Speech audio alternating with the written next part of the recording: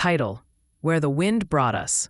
Long before he learned the taste of sorrow, Theo Arden knew only warmth. He grew up in a little valley village surrounded by golden fields and apple orchards.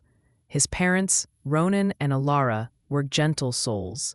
His father played the violin every evening. His mother baked bread that smelled like morning should.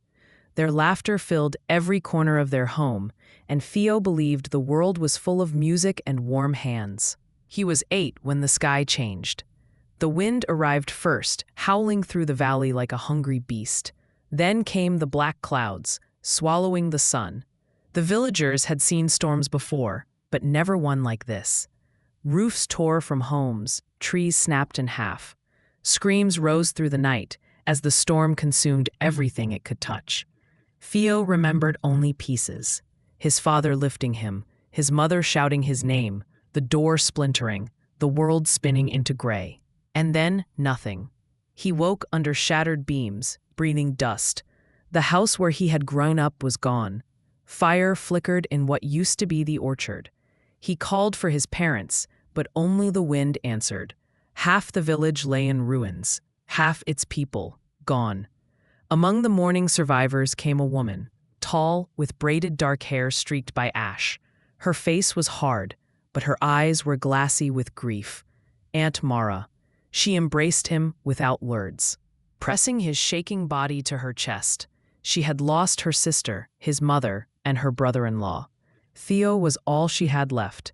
But new life Mara took him in. Her house stood on the edge of the battered village, small, stone-walled, sturdy enough to survive the storm. Life with her was quiet and disciplined, not unkind, but never soft. She woke before dawn, worked the fields, kept animals, patched roofs, and rebuilt fences with her bare hands. Theo helped as soon as he was strong enough. She taught him to mend shoes, chop wood, repair tools.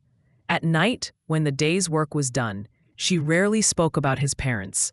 But once, when he asked her why she never cried, she answered, "Grief is not something we water. We carry it, boy. And we learn to walk." Those words stayed with him. Theo grew tall, stubborn, and thoughtful. He learned to be strong without becoming hard. He remembered his parents' warmth, and Mara's resilience shaped him like a blacksmith working steel. Though they were poor, he never felt abandoned. Mara raised him with fierce loyalty. A carriage on the road, years passed. Theo was 14 when a fine carriage appeared on the worn road leading to Mara's farm. Its wheels were dusty from travel. The horses looked exhausted, and the crest on its side, an elegant heron, was scratched and faded. The travelers were seeking shelter for the night. Out stepped Lord and Lady Vesper, a well-dressed couple with tired eyes. With them was their daughter, a frail girl wrapped in blankets, Leah. Her skin was pale, her breaths shallow. She was only 12. "Forgive the intrusion," Lord Vesper said. "We have been searching for healers everywhere. The road has been long. Might we rest here tonight?" Mara studied them, measuring their truth. Then she nodded once, gruff but willing. "You may stay." Theo helped unhitch the horses. That was when he noticed Leah watching him through the carriage window. That night, Mara gave the family her room and slept by the hearth. Theo slept on the floor. But before sleep came, he heard soft footsteps. Leah had come out, wrapped in a blanket like a small ghost. "Can't sleep either?" Theo whispered. "Not really," she answered. They sat by the dying fire. He told her about the valley, about apples and summer, about the storm that stole half the village.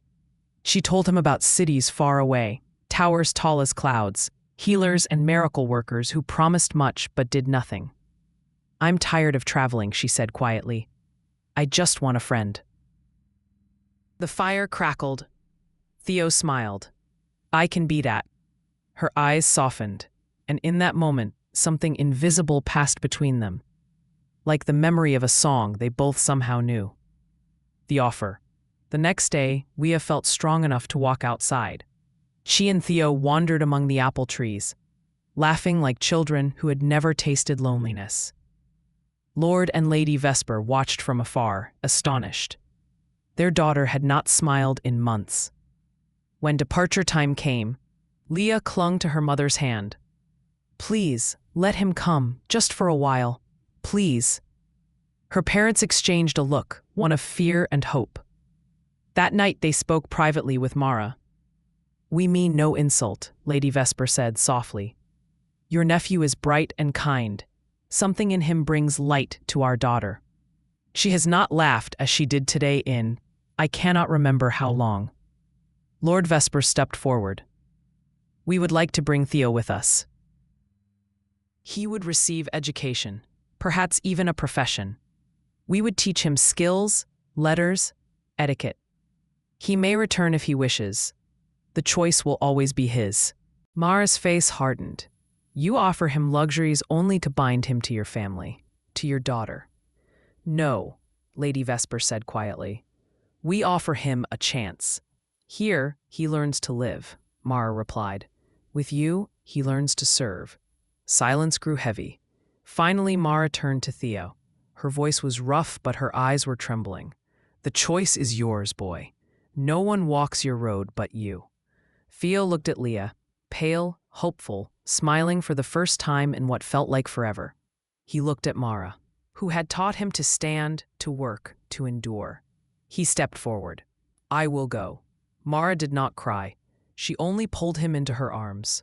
"Remember," she murmured, "the wind took much from you, but you choose where it carries you now." He nodded. Then he left with the Vespers. A different world. Their city was grand. Tall stone walls, bustling markets, fountains that caught sunlight like stars. Theo felt small, but not intimidated. Every morning he read books with tutors. In the afternoons he helped Leah, bringing her water, telling her stories, singing the violin tunes his father once played. The sound always made Leah close her eyes and smile. Days became months. Leah grew stronger, not fully healed, but alive in a way she hadn't been before. Theo became her anchor. Lady Vesper watched them with quiet gratitude. "You are changing her life," she told Theo. "She is changing mine," he answered. Autumn came. Leah grew well enough to walk without help. She spent time in the garden with Theo, where the trees reminded him of home. Some evenings she cried, not from pain, but fear. "Theo, what if I never get better?" He took her hand. "Then I will carry hope for you." Her tears fell like fragile glass. She whispered, "Stay with me." He promised he would. The wind again. One winter, news arrived. A surge of fever swept the city. Many were taken. Leah struggled to breathe. Pain returned to her bones. The doctors did all they could. Theo stayed by her side day and night. One icy dawn, she whispered, "Theo, do you ever regret coming?" He shook his head. "My parents were taken by a cruel wind, but that same wind brought you to me." She smiled weakly. "Promise me, you'll live a big life, even if I cannot walk beside you." His voice broke. "I won't leave you." She touched his cheek. "You already saved me. Now, save yourself." Her fingers grew still. Lady Vesper's cry pierced the morning. Lord Vesper bowed his head, silent as stone. Theo held her until the cold took her completely. The wind rattled the windows, as if grieving with him. After Theo stayed with the Vespers through their mourning, they loved him like a son. But the house, once full of gentle hope, now ached with silence. One day Lady Vesper placed a hand on his shoulder. "You do not belong to our grief," she said. "Live." That is what she would want. She gave him a satchel filled with letters Leah had written to him in secret.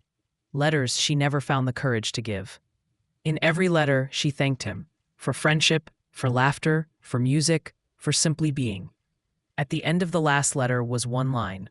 "When the wind takes us different ways, look at the sky, and I will be there." Theo left the mansion soon after. He traveled the world, learned languages, traded goods, healed hearts both broken and new. He made a name for himself, not as a servant, but as a compassionate, wise man whose presence brought peace. He lived a big life, because she asked him to. Years passed. His hair grew darker, his shoulders broader, yet he never forgot Leah. Every year on the day she died, he visited the highest hill, where the wind was strongest, and read her letters aloud to the sky. One year, he returned home to Mara. She was older, slower, but just as strong. They sat under an apple tree, the branches whispering their familiar song. Mara said, "You have walked far, boy. Your parents would be proud, and so am I." Theo leaned his head against her shoulder. "The wind still hurts," he whispered. "Aye," she said softly. "But you've learned to fly with it." He smiled, and when the wind brushed his face, warm, gentle, he thought he heard a girl's laughter, carried on its wings. Somewhere in the sky, he felt she was watching.